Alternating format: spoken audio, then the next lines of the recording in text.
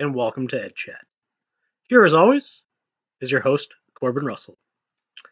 Welcome back to our three-part mini-series on curriculum issues in technology education with my curriculum issue of using virtual reality in the math classroom. This is part 3 of the three-part mini-series, so we are wrapping this up. In part 1, we talked about what is virtual reality and does virtual reality have a place in any educational classroom in general? And we saw that yes, it did, and we saw that the research has also showed that it does, and how and why we should be using virtual reality in our classrooms. And then in part 2, we dove in and focused on math specifically, and that would be my curriculum issue. And we talked about how we need to get away from the old ways of doing math, of just the drill and kill method, and I wanted to find a new and exciting way. And I found that virtual reality seems to be a way that we could use it if we use it correctly as the tool that it is. And so I hope that those two parts have shown you that virtual reality, yes, does have a place in the classroom, and yes, virtual reality has a place in the math classroom and ways that we can use it, and it is a very exciting new concept that we should be exploring.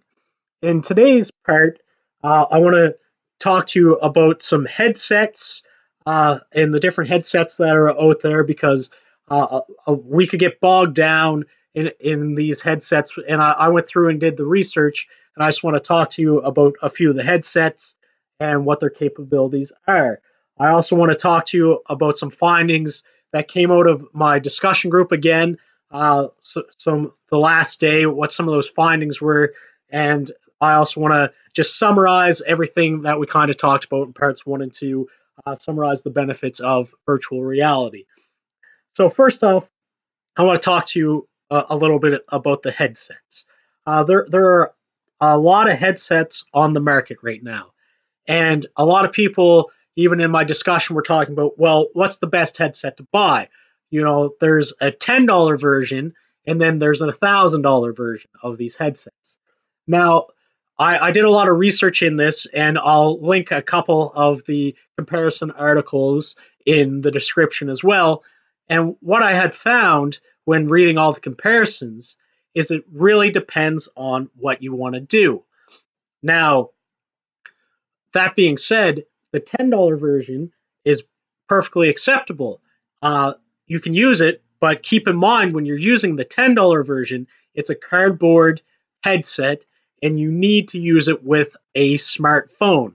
Now, there are some drawbacks to that, whereas if you don't have a smartphone that has a lot of space on it, or you don't have a good high quality smartphone where you can show a lot of high quality video, then that $10 headset may not be for you.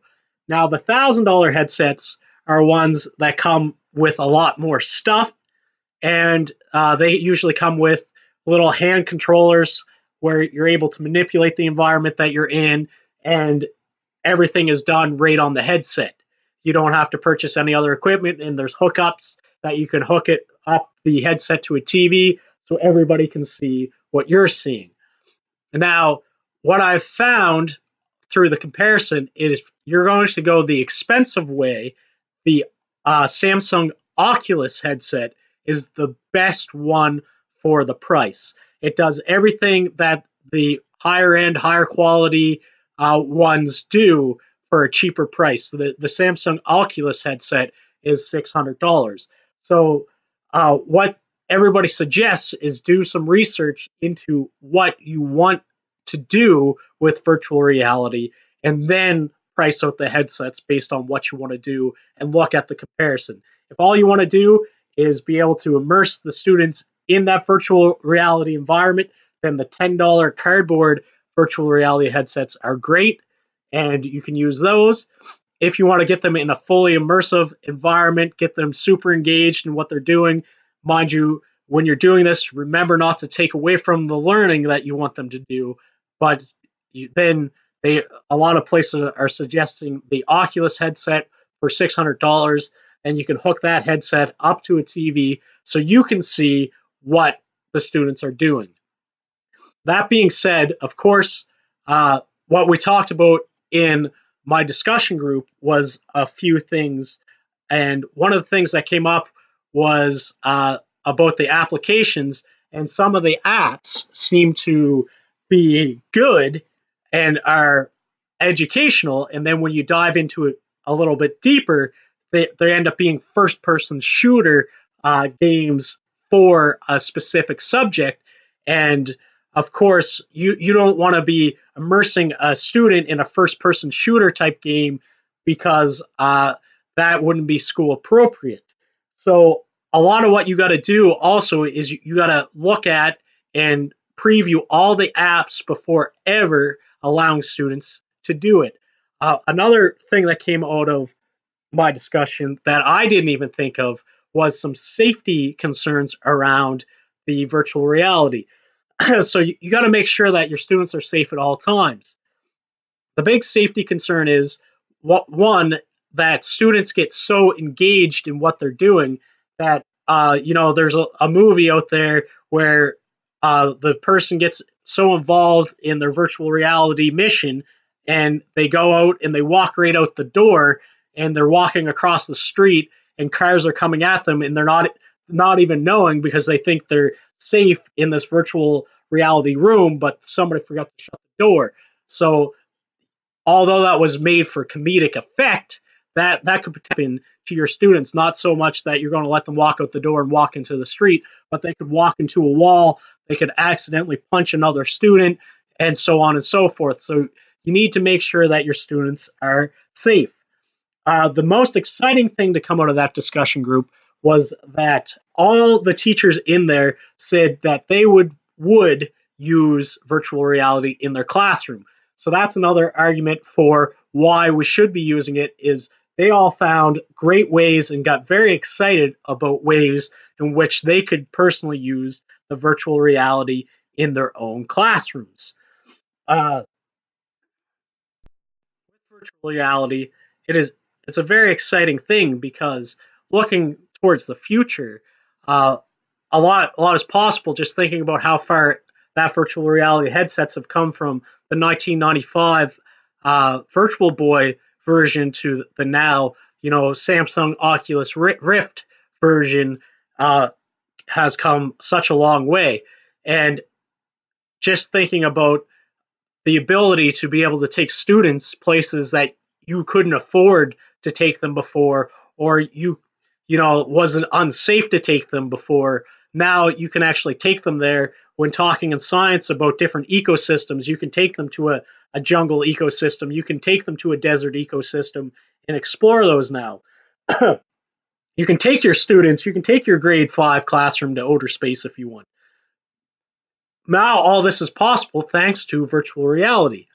I'm thinking, what does the chemistry labs of the future look like? As we know, a lot more stuff has been being passed through and becoming more and more unsafe in the eyes of the education boards and stuff like that. That you're being handcuffed on how much you can actually do in a science lab now. And what I'm thinking is now you can get students to put on the virtual reality headsets and still get that hands-on lab experience through that way. And it's perfectly safe because they're not dealing with the chemicals. You don't have to have the fume hoods. You don't have to have all the equipment. All you need is the virtual reality headsets, which may in turn be actually cheaper than purchasing all the chemicals and all the glassware and stuff that you would need to set up a chemistry lab. So it's very exciting to think of the applications for the future with virtual reality as well.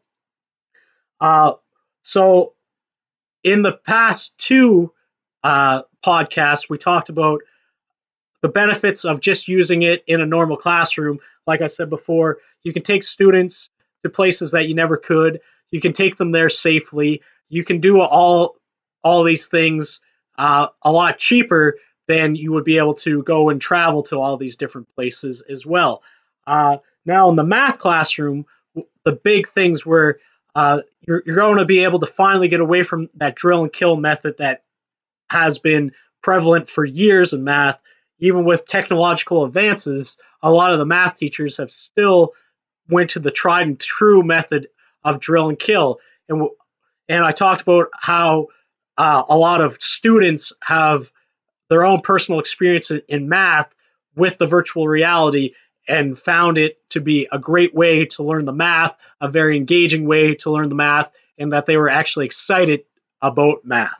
So that's a great benefit as well. I also talked about the study that came out of Portugal.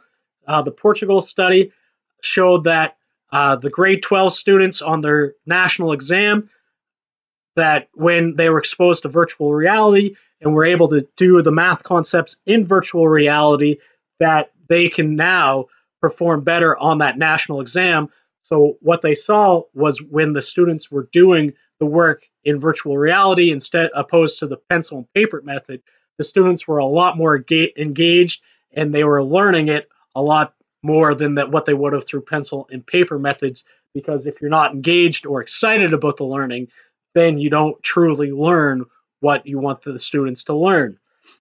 Another great thing was the real world applications in the math classroom, and that goes for any classroom, is the real world applications of that now you can take something, show students how they will actually use it in the real world. They can touch, manipulate it, and now for the math classroom, you're really giving students that hands-on component that the math classroom has been missing for years. So virtual reality is going to be a great tool. I'm excited about it. I can't wait to implement some virtual reality into my own classroom. That being said, you got to be careful. You got to do your research. You got to make sure, like any tool that you use it correctly.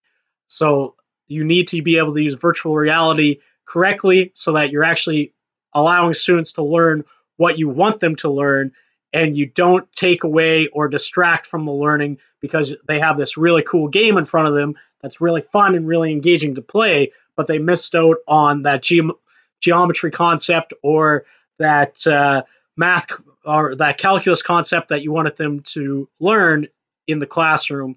So we got to be very careful, even though it is a very exciting thing to try out.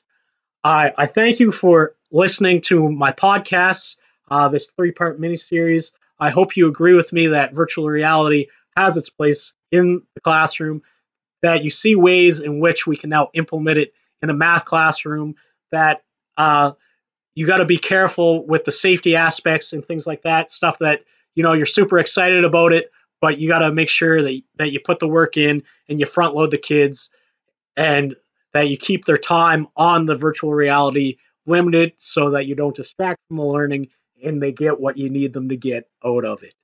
I appreciate it. So that was our 3-part mini-series on technology education, curriculum issues in technology education, virtual reality in the math classroom. As always, I was your host, Corbin Russell. Till next time, please tune back into EdChat. Thank you very much.